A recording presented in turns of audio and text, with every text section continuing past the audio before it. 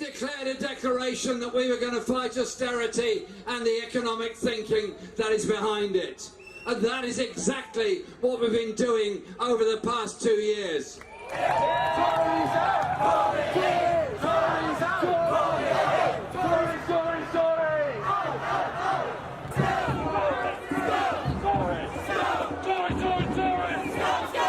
Can you please tell us why you're here today?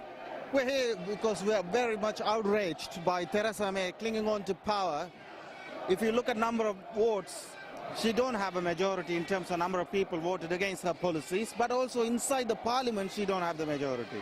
So it's undemocratic trying to push through an austerity and all these policies against people, while millions of people voted for better policies, socialist policies, or Corbyn manifesto. Cool. Yeah, I'm here today basically because Theresa May is a U-turn and human being, and I'm actually a little bit embarrassed that she identifies as female, because she is not feminist, she's not for the people, she's literally so corrupt, and she's actually, you know what, it's not even anger, I don't feel anger anymore. You've got the Manchester bombings, you've got the Grenfell Tower, you've got all of this happening in Britain at the moment, you've got terrorist attacks on the streets, you've got people who are homeless, there's kids that are going to school, like struggling to buy new uniforms for the new school year. It's absolutely ridiculous and it's just too much, enough is enough. Get it out, Jeremy Corbyn, for the people, for us, for you and me, for all nationalities, for all races, for all religions, all genders, all sexual orientations, literally everybody is welcome. None of that DUP, they are absolute. To be honest with you, the modern day Nazis, they are not welcome. Jeremy Corbyn! The thing is, this government austerity, this government racist, this government oppressive system, why we are standing for Corbyn policy? And I feel like what Jeremy Corbyn represents is everything that I represent and what I believe in and what I feel like would unite us as a community and as a nation.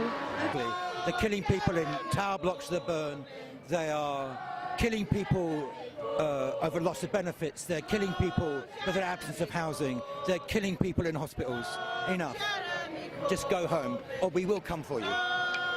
I'm here because we're really on the brink of utter disaster. I can't believe that that the streets aren't even more full with people. People really are not paying attention. They're stealing the NHS. Perhaps people don't even know that Richard Branson is actually suing the NHS at the moment because they didn't get some expensive contract that they wanted. It's not on. That isn't what it's there for. There doesn't need to be profit in health. There doesn't need to be profit in anything like that. Nothing that's community service needs to have profit. I think it is absolutely despicable that these people who take care of us in our everyday lives, the police and our services and our NHS, are basically not being able to live their lives while working so hard on behalf of all of us. It's absolutely disgusting. Horrendous things happening all over the country. People that are being arrested for no reason at all, just trying to exercise their democratic right to protest, and yet they're being carted off to police stations and there's horrific fees that we have to pay, even if they're found not guilty. So we're here to support and try and get the message out today. You know how when somebody owes you a load of money and then you see them out on the town spending all their money and like buying loads of clothes, like that's what the government is doing, but like on a really massive scale to the country, and that's kind of how it feels. It's really unfair. Theresa May wanted to increase her majority and failed miserably. Now she's done this deal with the DUP. She's spending our taxpayers' money for her own political gains. This is not for the interests of the country, it's for the interests of the Conservative Party and her standing only. And that makes me feel very betrayed and very angry. We love immigrants! We hate racism! We are with the nurses, the teachers, the doctors, the victims of Grenfell Tower, and your rank hypocrisy. Tomorrow the papers will say that there were less people here than there were. And there are thousands around the country who wish they could have been with us. And they'll say, we're anarchists, we're lunatics, we're extremists. Do you know what I see? I see teaching assistants. I see trainee doctors and nurses. I see people who work with the homeless. I see people who value social capital above financial gain. I see people who want a better society, a society that is inevitable. That is why we are here today.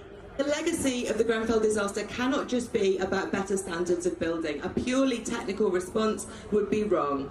It breaks my heart how the residents from the Grenfell Action Group were on to the problems that led to this, and that they weren't listened to, were sidelined and ignored.